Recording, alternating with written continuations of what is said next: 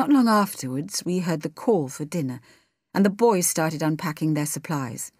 As part of the field trip, each of the children had been called upon to devise a simple menu for the week, a series of meals that could be cooked on camping stoves and, more importantly, would be edible, regardless of their culinary skill. "Don't worry, Sarah Jane," Clyde grinned.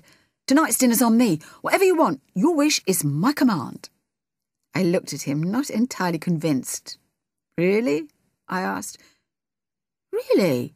he replied. "My mum says I'm a demon in the kitchen, doesn't she, Luke?" "Yes," Luke agreed. "But we're not in the kitchen, we're in a tent." Yeah, Clyde sighed. "And I'm not an actual demon either. Boy, have you still got a long way to go." Rani laughed. "I think this is where I definitely go and help Dad," she said, crawling back outside. "Let's chance of food poisoning there. See you later." "See you," we yelled after her. Then Luke and I both turned to look at Clyde. Packet of pasta in one hand, a tin can in the other, and a mischievous gleam in his eye. "Spag bol, anyone?" he grinned. An hour or so later, after a surprisingly filling supper courtesy of Clyde, followed by a round of washing up and rinsing in the nearby stream, everybody gathered round the campfire before bed. We even had marshmallows as we huddled up to one another on the grass. And of course, no campfire session would be complete without the obligatory ghost story or two. We went round the group one by one. The kids told of things they'd seen in films or stories they'd made up by themselves on the spot, usually a little too gory for my taste.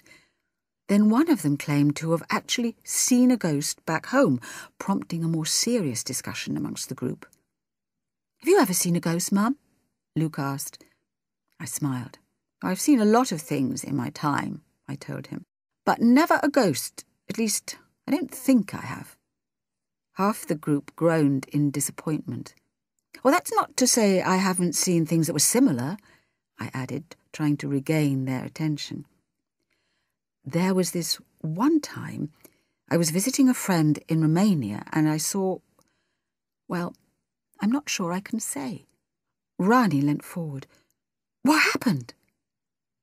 It was the middle of the night, I remembered. I was staying in this big old house in the middle of nowhere, all stuffed bears and suits of armour, when the clock struck 3 a.m. and I woke with a start. Can't remember why now. But then there was a noise, this terrible wailing, screaming from the walls. The room went ice cold, and a bright white light filled my eyes. There was a figure, tall and slim, just standing in the corner of the room, watching me, and I was terrified. My heart was racing, blood pumping. Then it stopped, and the most frightening thing of all was not being able to explain it.